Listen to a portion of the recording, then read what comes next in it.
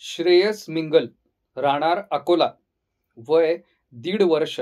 गर्भावस्थेत असताना त्याच्या आईला काही ॲलोपॅथी उपचारांचे दुष्परिणाम झाले, ज्याचा परिणाम थेट त्यांच्या मुलावर झाला.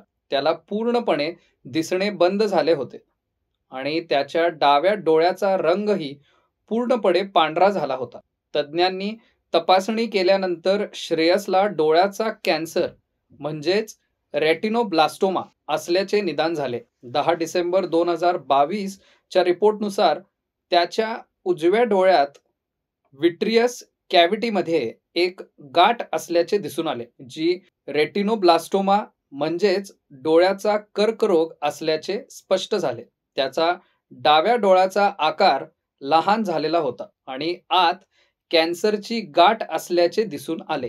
तसेच संपूर्ण कोरॉइड फुगलेली असून डोळ्याचा पडद्याचा रेटिना भाग तुटलेला होता आणि डोळ्याच्या आत रक्तस्राव झाल्याचेही आढळले.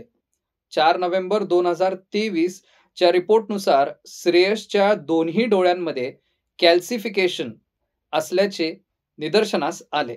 श्रेयसवर 6 वेळा केमोथेरपी सुद्धा करण्यात आली. सुरुवातीला त्रास कमी झाला, पण काही काळाने त्याच्या डोळ्यांचा कॅन्सर पुन्हा परतला. यानंतर त्याच्या कुटुंबाला मॉडर्न होमिओपॅथीबद्दल माहिती मिळाली व त्यांनी मॉडर्न होमिओपॅथीचे उपचार घेण्यास सुरुवात केली. मॉडर्न होमिओपॅथी उपचारांच्या सहाय्याने आणि नियमित औषधं घेतल्याने त्याचा आजार हळूहळू कमी होऊ लागला. जिथं त्याला काहीच दिसत नव्हतं, तिथं आता त्याला थोडं थोडं दिसायला लागलं आहे आणि डोळ्याचा रंग जो पांढरा झाला होता तोही आता सुधारतोय.